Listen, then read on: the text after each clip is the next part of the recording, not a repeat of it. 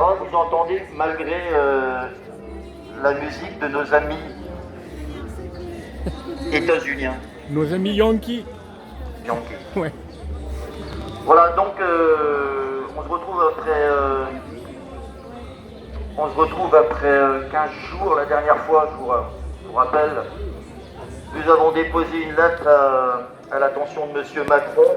Alors nous n'avons pas la prétention de penser que c'est notre lettre qui, d'un seul coup, a fait que M. Macron a semblé découvrir ce que tout le monde lui dit depuis si longtemps, et surtout l'a fait s'engager sur une voie nouvelle, alors que jusqu'à présent il estimait que le temps n'était pas venu. Il nous a annoncé soudainement que enfin la France allait s'engager sur la voie de la reconnaissance de l'État de Palestine. Donc non, évidemment c'est pas de notre lettre. N'empêche que on pouvait se penser, comme on l'a écrit dans le communiqué d'appel, on pouvait penser que M. Macron s'est réveillé d'un long sommeil ou est rentré d'un voyage intersidéral de longs mois et a découvert la souffrance des Gazaouis avec des mots très forts, très émouvants comme il sait les avoir toujours. Excusez-moi, je peux prendre la parole là? Non, pas maintenant, non, parce que je parle. Non, parce que tous les peuples sont avec nous. Oui. Pourquoi? D'accord, mais... Alors pourquoi? Donc. Attention, je veux dire une question Alors, un peu ceci dit, pour revenir sur M. Macron, Juste il a après. donc rencontré, selon ses propres mots, des personnes qui portent l'au-delà de la douleur, c'est bien dit, qui s'est lamenté de voir l'aide humanitaire bloquée aux portes de Gaza, y compris l'aide fournie par la France, jusqu'au point d'être périmée. s'en fout d'Israël. C'est surtout qu'il faut se faire mettre Bon, un terme. et entendre M. Macron qui regrette que le cessez-le-feu ait été rompu. On se demande ce qui l'empêche de dire qui a rompu le cessez-le-feu. Parce que dans le petit document vidéo qui a circulé des propos de M. Macron, il parle pendant plusieurs minutes avec des trémolos dans la voix. Jamais il ne prononce le nom d'Israël. Jamais. Le cessez-le-feu a malheureusement été interrompu. Et on ne sait pas par qui. Par contre, il ne se prive pas de citer le Hamas par deux fois en disant que, bien entendu, il faudra que le Hamas soit démilitarisé. Et en faisant ça, il reprend l'argumentaire exact d'Israël, qui utilise cet argument, qui est forcément irrécevable pour le Hamas, qui répond: la résistance est légitime, y compris la résistance armée, tant que dure l'occupation, tant que dure l'agression, tant que dure les annexions, la colonisation et le blocus illégal. Donc on est dans un jeu de dupes de la part d'Israël, et c'est ce vocabulaire-là que notre président de la République reprend. Donc on a tout lieu d'être un petit peu sceptique sur ce volontarisme tout neuf affiché, et qui forcément n'est pas sans lien avec le fait qu'ils doivent co-présider la grande conférence internationale décidée par l'ONU au mois de juin. Donc on attend de voir, et on attend des faits, comme d'habitude. Voilà, en attendant, les massacres continuent, l'aide humanitaire ne rentre pas.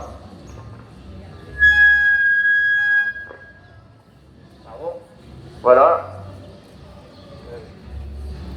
Pour reprendre les mots d'Antonio Guterres, Gaza est un champ, Antonio Guterres, secrétaire général des Nations Unies, Gaza est un champ de mort, et les civils sont pris dans une boucle mortelle sans fin.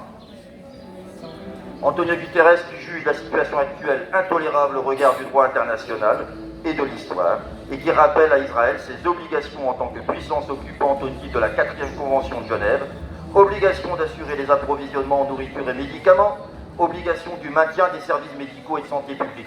Ce sont des mots qui résonnent bizarrement quand on sait ce qu'il est advenu de la plupart des hôpitaux de Gaza et ce qu'il en est de l'aide humanitaire.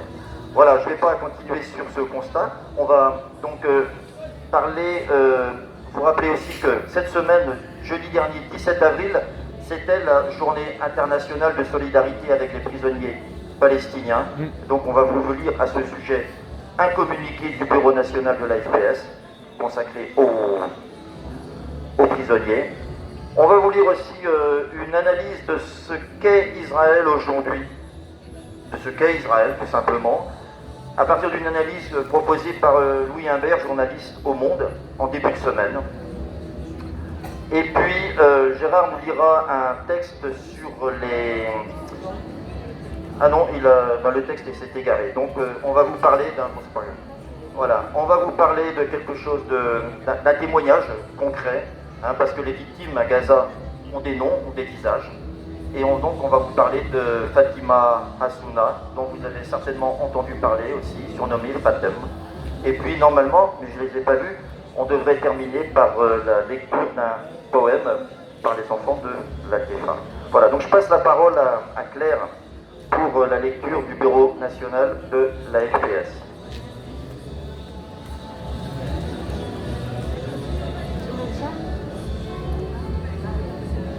Donc c'est un communiqué pour le 17 avril, qui est la journée internationale pour les prisonniers palestiniens, les prisonniers politiques. Vous m'entendez bien? Depuis plus de 18 mois, la population de Gaza subit un génocide. Avec la rupture par Israël de la trêve, la situation est encore pire. La volonté de l'État israélien de se débarrasser de la population palestinienne de Gaza est flagrante. En Cisjordanie occupée, le nettoyage ethnique s'accélère. Attaque de l'armée israélienne et destruction de camps de réfugiés, déplacement forcé de plus de 40 000 personnes, démolition de maisons, violence des colons.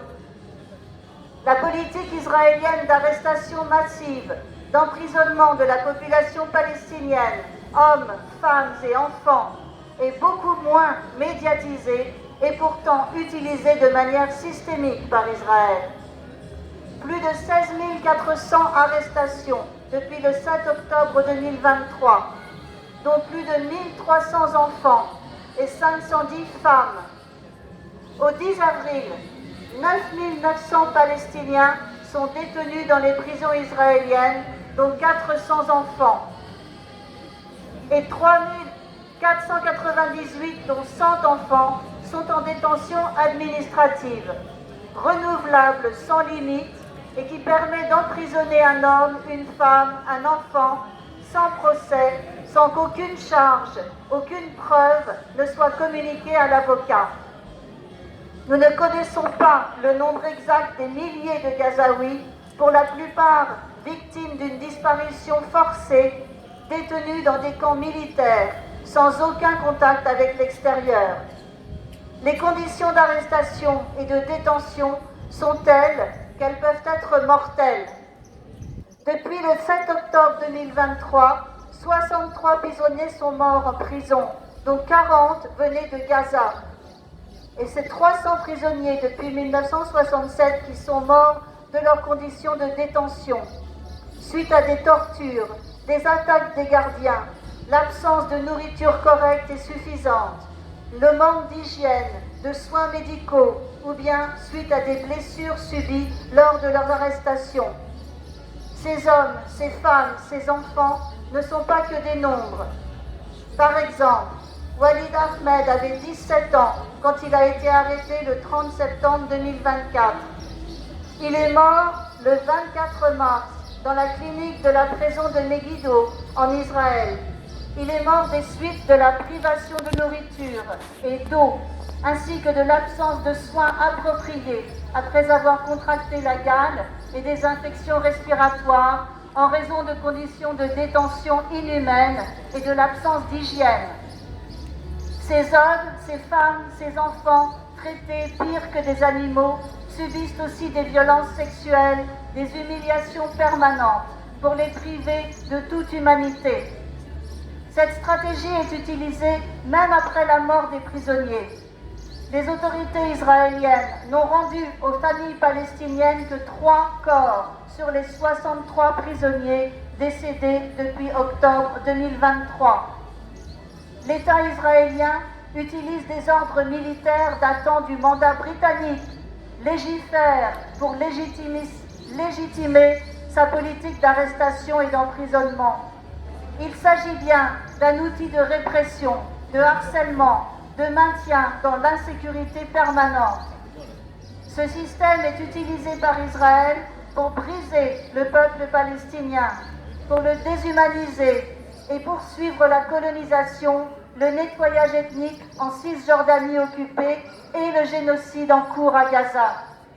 Ces conditions d'arrestation, d'interrogatoire, de détention et les punitions collectives sont des violations flagrantes du droit international humanitaire, droit de la guerre, y compris des conventions signées par l'État israélien.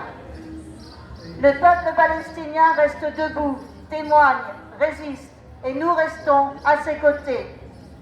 En ce 17 avril, journée internationale de solidarité et des prisonniers politiques palestiniens, la FPS dénonce la violation permanente et institutionnelle du droit international par l'État d'Israël et apporte tout son soutien à la lutte du peuple palestinien pour le respect de ses droits.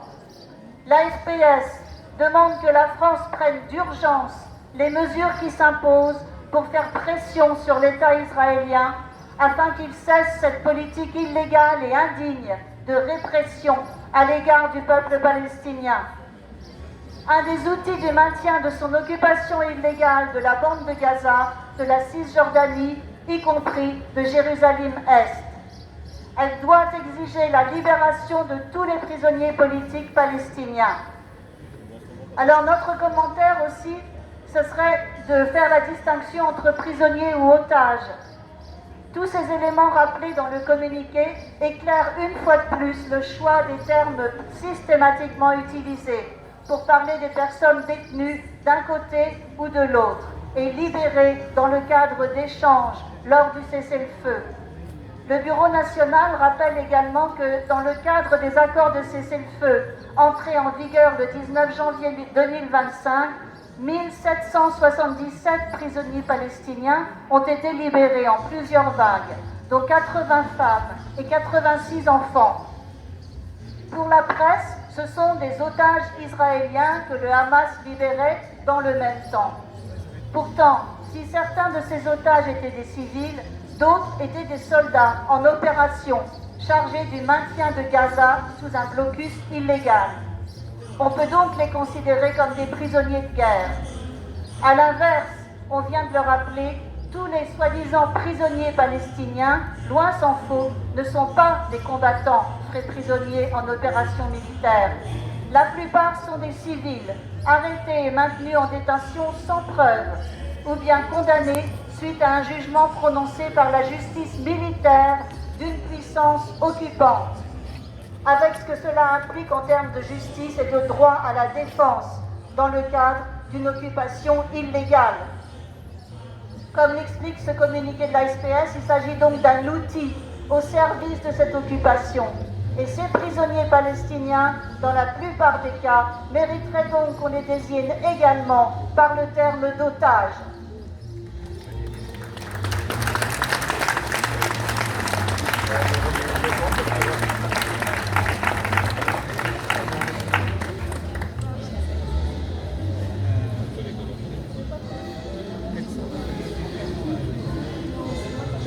On prend des cours sur la Palestine.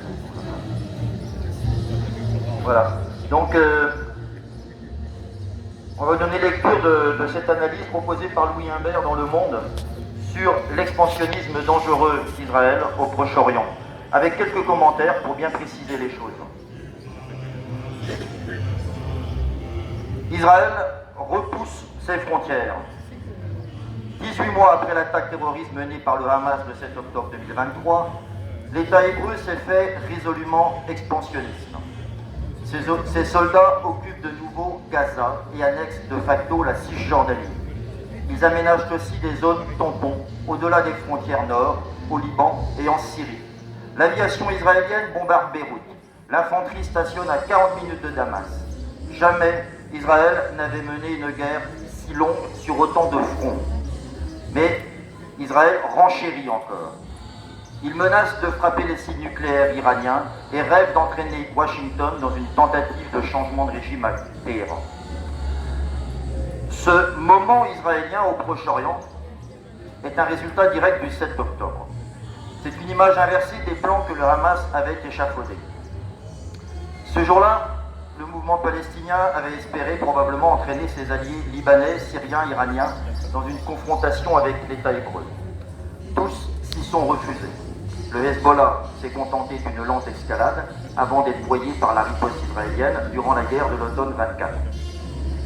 Privé de la protection du groupe armé libanais, le régime syrien de Bachar al-Assad s'est écroulé en décembre 24. Israël en a été le premier surpris, mais il avait saisi cette opportunité. Cela fait 4 mois que ces soldats intimident et cooptent les bombes druzes du Golan. Ils s'aventurent maintenant bien au-delà de la ligne où leurs aînés s'étaient arrêtés lors de la conquête du plateau du Golan, occupé depuis 1967.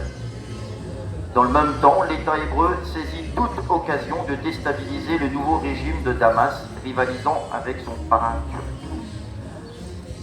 Le ministre de la Défense Israël Katz explique avoir demandé à ses commandants militaires quelle est la principale leçon du 7 octobre.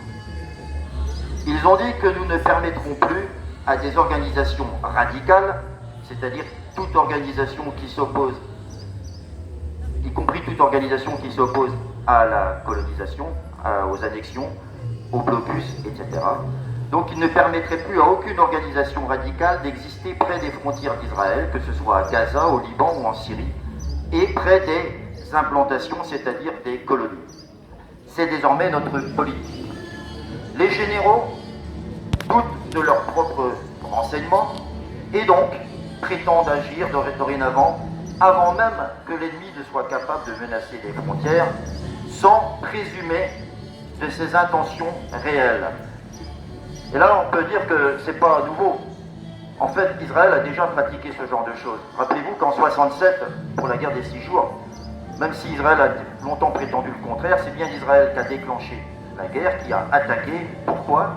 Au titre des intentions présumées de l'Égypte, de la Jordanie, etc. C'est-à-dire ce qu'on nous explique là, c'est qu'Israël se met toujours dans la position d'être le plus fort et préfère taper avant, plutôt que de négocier. Désormais, cette campagne prend l'allure d'une guerre sans fin. Israël impose dans la région un pur rapport de force. Il ne négocie ni avec l'autorité palestinienne, ni avec ses voisins, ni bien sûr avec le Hamas, ni avec ses voisins libanais, syriens, ne serait-ce qu'en vue de tracer des frontières qui sont demeurées en pointillés depuis sa naissance en 1948. Et c'est important d'y revenir, et ce qui montre bien que l'histoire n'a pas commencé le 7 octobre, puisque dès le début, dès 1948, dès la proclamation de l'État d'Israël, les frontières ne sont pas clairement définies, parce qu'on est toujours dans une logique du coup d'après. Dès sa naissance, Israël s'envisage comme avec des possibilités d'expansion. Et c'est important de le souligner. Et aujourd'hui, l'État hébreu ne cesse de pousser son avantage. Car la droite au pouvoir à Jérusalem aujourd'hui a des ambitions révolutionnaires, dit Louis Humbert. Pour elle, le 7 octobre n'est rien moins qu'une divine surprise. Dans l'onde de choc provoquée, elle saisit de l'occasion de détruire la Palestine. Elle saisit l'occasion de détruire la Palestine. Et dans ce que dit Louis Humbert, il faut bien comprendre, l'intention, elle existait avant le 7 octobre. Et tout ce qui s'est passé avant le 7 octobre, tout ce qui se passe depuis le début de l'histoire d'Israël et même depuis le début du sionisme, c'est dans la même logique. Simplement, le 7 octobre a fourni au pouvoir en place actuellement l'occasion dont il ne rêvait même pas. Elle anéantit Gaza, c'est la droite au pouvoir, elle anéantit Gaza et accélère la longue guerre coloniale en Cisjordanie, commencée avant 1948. Pardon. Elle brûle donc une page d'histoire. Elle brûle la page d'histoire des accords de paix d'Oslo signés en 1993. Et Louis Humbert a une formule que je trouve intéressante. Il dit « Israël, en réalité, ne s'est jamais senti tout à fait à l'aise dans ses habits d'Oslo, c'est-à-dire les habits d'une, ouvrez les guillemets, démocratie libérale comme les autres, pacifiée dans l'ordre international de l'après-guerre froide. Et on comprend qu'ils le disent. Parce qu'il faut se rappeler que celui qui est à l'initiative des accords qui devaient ouvrir la paix, les accords d'Oslo, Isaac Rabin, qu'il a payé de sa vie d'ailleurs, c'était tout sauf une colombe. Il a eu le prix Nobel de la paix, mais c'était un faucon, Isaac Rabin. C'était un type extrêmement dur, qui a eu des propos extrêmement violents, durs, au moment de la première intifada, appelant les soldats à casser les membres des lanceurs de pierre. C'était tout sauf une colombe, c'est-à-dire que tout était en place bien avant. Si ce n'est que, jusqu'à Oslo, et c'est ce que dit Louis Humbert, Israël se sentait tenu d'apparaître pour une démocratie normale, respectable, qui ne fait que se défendre. C'est ce qu'il appelle les habits d'Oslo, dans lesquels Israël ne se sent pas d'accord. À la fin des années 90, suite à l'assassinat donc de Rabin, l'échec d'Oslo, le nouveau Premier ministre, qui s'appelait déjà Netanyahou, se sentait encore tenu d'adopter ce langage par rapport à la communauté internationale. C'était le sens de l'histoire. Aujourd'hui, le grand changement depuis 7 octobre, c'est qu'il n'évoque plus, il a changé de langage, il n'évoque plus guère le camp occidental, son respect sacré des frontières et l'état de droit, tout ça c'est terminé. Il préfère parler de la défense de la civilisation judéo-chrétienne. Et à ce propos, je vous renvoie à un petit livre qui vient de paraître, que vous trouverez dans une très bonne librairie un peu plus haut là-bas, très certainement. Je viens de l'acheter, je ne l'ai pas encore lu, et je pense que c'est un livre que vous pouvez, c'est un livre assez court, de Sophie Bessis, historienne franco-tunisienne, juive, ancienne soldate de la guerre des 6 jours en 67, et un livre qui s'appelle L'imposture judéo-chrétienne, et qui explique comment cette expression de la civilisation judéo-chrétienne nous a été imposée jusqu'à devenir une évidence, mais de façon assez récente dans les dernières décennies, ce qui permet de déplacer tout le débat sur la colonisation, etc., dans le cadre d'une espèce de guerre de civilisation. La civilisation étant bien entendu la bonne civilisation avec ses fondements judéo-chrétiens, donc alliance de l'Occident chrétien et du monde juif et donc d'Israël, contre un océan de barbarie, essentiellement donc le monde arabo-musulman. Donc c'est très intéressant. Je vous encourage à acheter ce petit livre, Sophie Bessis, L'imposture judéo-chrétienne. Pour revenir à Netanyahou, donc, aujourd'hui il se lâche. Il exhorte ses ministres à aider Donald Trump. Il surjoue l'homme fort à la tête d'une coalition qui agit de plus en plus comme un parti unique en lutte contre l'État profond. Et oui, souvenez-vous, contre la Cour suprême, contre le pouvoir des juges, etc. Les parallèles sont évidents avec ce qui se passe aux États-Unis aujourd'hui et ailleurs dans le monde. Il cherche l'attention et les grâces du président des États-Unis à l'heure où celui-ci rêve de dévorer le Groenland et le Canada, tout en légitimant l'appétit de Moscou sur au moins une partie de l'Ukraine. Ce président américain est une aubaine pour la droite israélienne. Il partage sa logique suprémaciste. Il envisage de reconnaître la souveraineté d'Israël sur des pans entiers de la Cisjordanie. Et dès janvier, il proposait un nettoyage ethnique pur et simple à Gaza, la fameuse Riviera. Cette phrase, cette proposition de Trump a puissamment résonné parmi les Israéliens, qui, à force d'enterrer Oslo, en reviennent à la logique binaire du eux ou nous. Et j'apprécie que Louis Humbert dise en reviennent à la logique binaire du oui ou nous. Oui, du eux ou nous. Parce que cette logique-là, en réalité, elle est présente dès le départ, dès la naissance du projet sioniste. Dans le sens où le projet sioniste qui était légitimé par les souffrances réelles infligées aux populations juives d'Europe pendant des siècles, et notamment au XIXe siècle. Ces souffrances aux yeux des créateurs du mouvement sioniste imposées aux Juifs légitimaient leur projet, fût-ce au mépris de la souffrance qu'eux-mêmes pourraient infliger à d'autres. C'est-à-dire que tout justifiait les souffrances qu'on leur avait infligées, justifiait qu'ils se défendent par tous les moyens, fût-ce au prix de la souffrance d'autres. Et il faut savoir que dès les débuts du mouvement sioniste, dans les échanges, dans les discours, dans les échanges, dans les écrits, apparaît l'idée qu'il faudra bien qu'ils partent. L'idée de transfert des populations, bon gré, malgré est déjà présente. Transfert de population, nettoyage ethnique, c'est pareil. Tout ça, c'est présent dès le début. Donc j'apprécie que Louis Humbert dise qu'aujourd'hui, c'est toute la société israélienne qui, à force d'enterrer Oslo, en reviennent à cette logique binaire, c'est eux ou nous.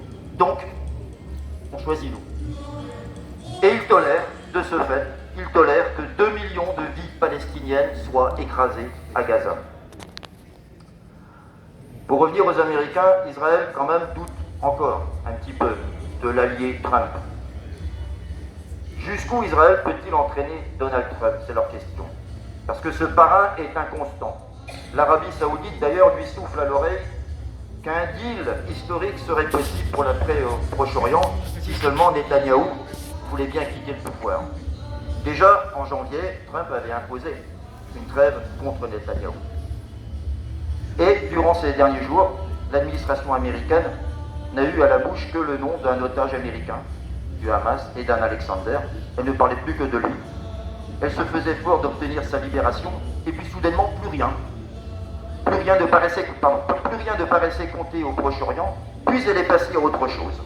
Ukraine, l'Iran, Gaza, Proche-Orient, une poignée de responsables américains sans expérience ont en main tous ces dossiers, qui ont pourtant consumé des vies entières d'experts avant eux. Ils n'ont pas le temps d'y comprendre quoi que ce soit. Israël, quant à lui, a toutes les marges de manœuvre pour leur forcer la main. En mars, il a relancé la guerre à Gaza, et la poignée d'Américains en charge de tous ces dossiers n'y a rien trouvé à dire. C'est dire la gravité de la situation. Voilà, c'est une analyse que moi je partage.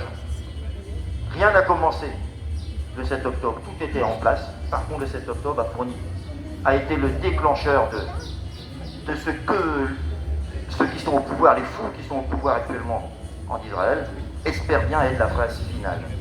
Et pour revenir au début de notre intervention, je trouve et je suis inquiet de voir l'état d'esprit de nos dirigeants encore face à ce qui semble éclatant aux yeux de tout le monde. Parce que le Monde, c'est quand même pas un journal gauchiste, wokiste, antisémite, etc. Et donc il y a suffisamment d'éléments dans cet article-là pour ouvrir les yeux à quiconque veut comprendre un petit peu mieux ce qui se passe, et ce qui se joue, et ce qu'est Israël en réalité. Voilà. Place à... On parle pas de...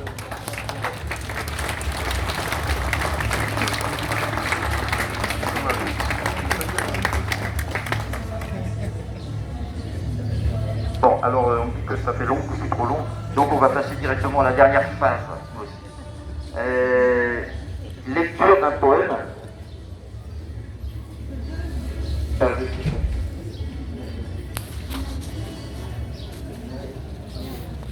Un vilain miroir.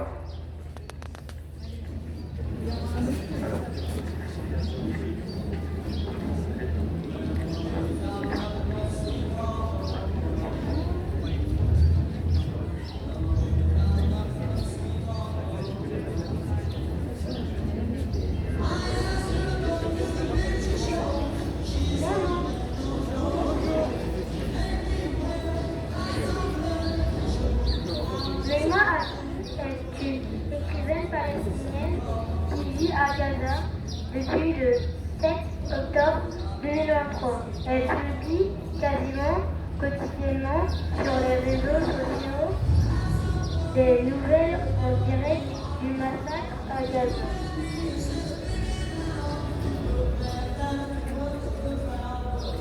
Être mère à Gaza. Être mère à Gaza, c'est ne pas dormir. Être mère à Gaza, c'est ne pas pleurer, c'est ramasser la peur, la colère et les prières à plein poumon. Attendre que les avions finissent de rugir pour libérer le soupir. Être mère à Gaza, c'est ne pas pouvoir être comme toutes les autres mères, c'est faire du pain frais grâce au sel de ses yeux et voir ses tout petits mangés par la patrie. Des matasas.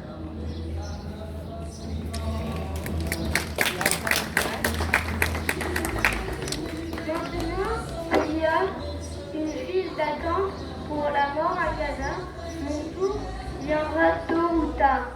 Finalement, poussé par la mort, je résiste.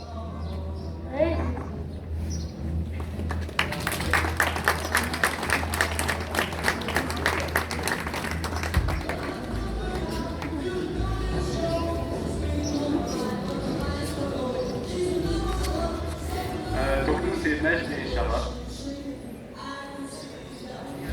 Bien fort.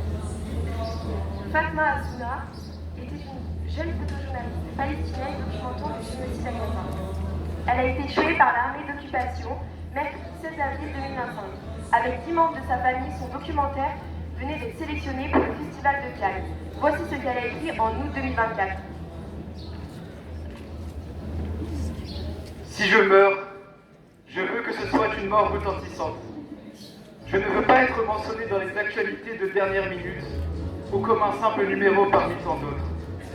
Je veux que le monde entier entende parler de ma mort. Je veux qu'elle ait un impact qui ne s'efface pas avec le temps. Je veux des images qui ne peuvent être enterrées ni par l'espace, ni par le temps. Et je veux que mes photos vivent pour toujours.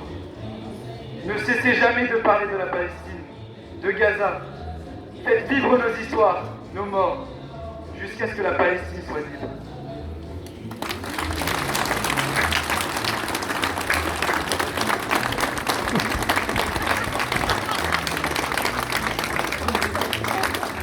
Voilà, on va conclure, on va vous libérer. Alors, vous dire avant que vous étiez à peu près 130. Donc merci à tous d'être venus, encore nombreux. Voilà, il y a 2 points, il y a le trésorier adjoint qui s'agite devant pour nous dire qu'il faut, pour ceux qui n'ont pas adhéré ou réadhéré, ils peuvent le faire. Les adhésions maintenant c'est les adhésions de 2025. Donc il y a à disposition sur le site, dans le menu, sur le site de la FPS, une page comment adhérer avec un formulaire en ligne.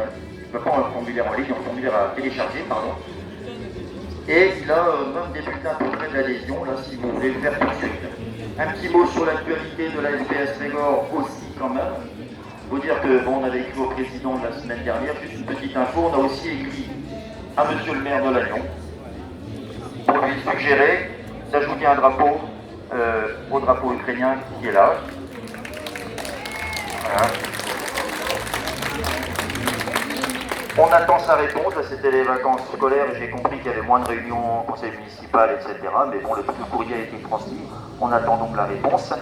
Et nous avons un rendez-vous avec M. Botorel, député, macroniste, le 12 mai. Donc on se reverra avant, de toute façon. Hein, mais voilà, on va préparer ça pour lui demander, ma foi, d'intervenir. Sachez que la FPS nationale prépare une grande opération avant le